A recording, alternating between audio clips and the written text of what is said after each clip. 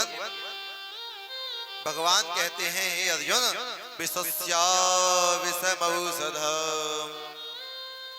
हे अर्जुन जैसे विष की औषधि विष होती है, जैसे लोहे को लोहा काटता है, जैसे पैर में कांटा चुभ जाने के बाद में उस कांटे को निकालने के लिए दूसरे कांटे का सहारा लेना पड़ता है, वैसे ही ब्रह्मास्त्र को शांत करने के लिए हमें ब्रह्मास्त्र का संधान करना चाहिए।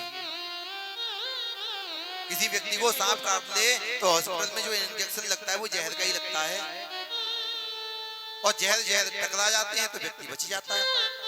विषस्या विषमौषधम्, विष की औषधि विष ही होती है और कुछ नहीं होती। अर्जुन की बात समझ में आ गई। अर्जुन ने ब्रह्मास्त्र का संधान अश्वत्थामा के अस्त्र पर छोड़ दिया और दोनों अस्त्र आकाश मार्ग में ही टकरा करके और बहुत जोर की आवाज हुई और वह शांत पड़ गई। अर्जुन ने अश्वत्थामा को पकड़ लिया, रस्सी से हाथ पैर बांध करके अपने रथ में डाल करके और पहुंच गए जहां पर द्रौपदी रो रही हैं और 5 पुत्रों के धड़ पड़े हुए हैं। कह रहे हैं कि वहां पहुंचते ही अर्जुन कहते हैं मैं ले आया अश्वत्थामा को, भीम दादा इत्यादि सभी और बहुत जोर की गर्जना कर रहे हैं, मारो मारो मारो, इसके हाथ पैर काट दो, इसका गला काट दो, इसको छोड़ो मत, फांसी पर लटका दो, इसको छोड़ना नहीं है बिल्कुल भी। लेकिन द्रौपदी आकर के अश्वत्थामा के हाथ की रस्सियां खोलने लगी, शरीर की रस्सियां खोलने लगी और कहती हैं मुच्यता मुच्यता मेषो ब्राह्मणो नतनाम गुरु। हे अर्जुन इसको छोड़ दो, इसको मुक्त कर दो, इसको जाने दो। अर्जुन कहते हैं द्रौपदी पागल हो गई हो क्या, ऐसे कैसे जाने दें, मैंने तुमको वचन दिया है, अब मैं तुम्हारे सामने लेकर के आया हूं इसे, और अब तुम ही बताओ कि कैसे मारा जाए। तो कहती हैं कि हे अर्जुन हे आर्य, ये जो अश्वत्थामा है ये वही अश्वत्थामा है जो आपके गुरु का बेटा है, आपके गुरु द्रोणाचार्य का बेटा है। ये खास ये वही अश्वत्थामा है जब हाथी पर बैठ करके आपके गुरु और यही अश्वत्थामा आपके घर पे आते थे तो आप सभी इनका स्वागत करते थे, पुष्पों से इत्र से बड़ी षोडशोपचार व्यवस्था से तुम इनका पूजन किया करते थे। ये आपके गुरु पुत्र हैं। ये वही अश्वत्थामा है जब ये हाथी से उतरते थे तो आपके बड़े भाई भीम अपना हाथ उनके चरणों पर लगा करके और ऐसे पकड़ के धरती पे उतारते थे। ये वही अश्वत्थामा है जिनका तुम सम्मान करते थे, आज तुम इसे मारने की बात कर रहे हो।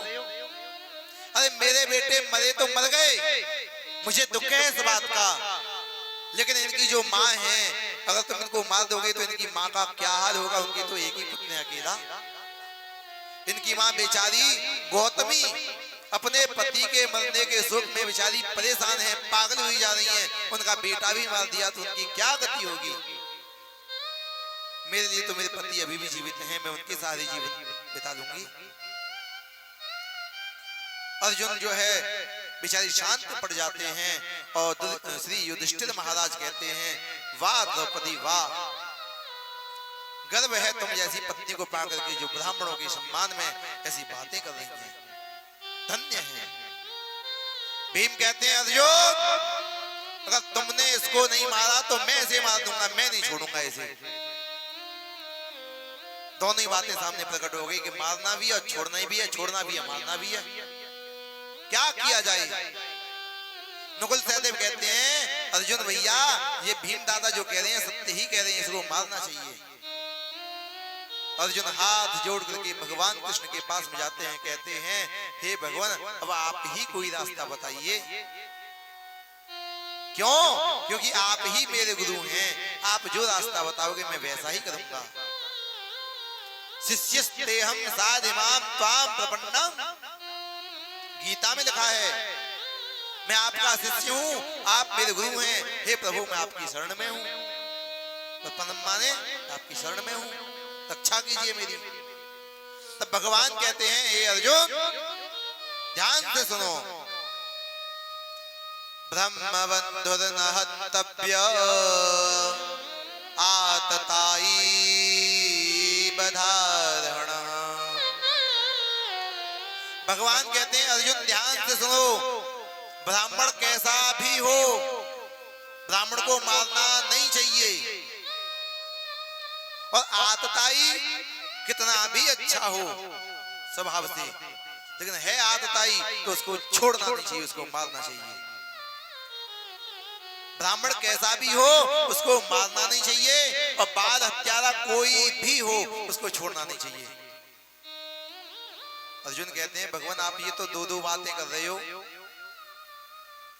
जैसे टेढ़े आप, जैसे टेढ़ी टांग आपकी, जैसे टेढ़ा मुकुट आपका, वैसी टेढ़ी बातें आपकी। आप तो सब तरह से टेढ़े हैं, बातों से भी टेढ़े हैं, अब मैं आपकी इस बात में क्या समझूं? तो भगवान कहते हैं कि कोई ब्राह्मण अगर बहुत बड़ा प्रतिष्ठित है, अगर उसका कोई अपमान कर दे तो उसकी मृत्यु के समान माना गया है। तुम इस अश्वत्थामा का अपमान करके भगा दो तो ना तो ये मरेगा और ना ही जिया ही रहेगा।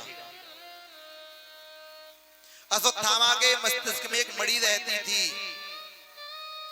मणिम जहार मूर्धन्यम, उसके आधे बाल बना दिए, आधी दाढ़ी बना दी, और सर में से उसकी मणि खींच ली और लात मार के उसको भगा दिया।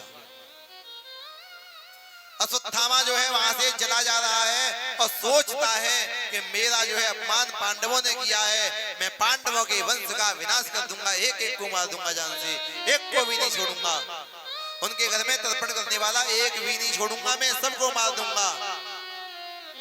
फिर अश्वत्थामा सोचता है कि अरे अरे अरे मैंने द्रौपदी के पांचों पुत्रों को मार ही दिया है, बचाई कौन है, कौन बचाया वो? फिर थोड़ी देर में याद आता है नहीं नहीं नहीं नहीं नहीं, मुझे ऐसा ज्ञात है कि जिस समय अभिमन्यु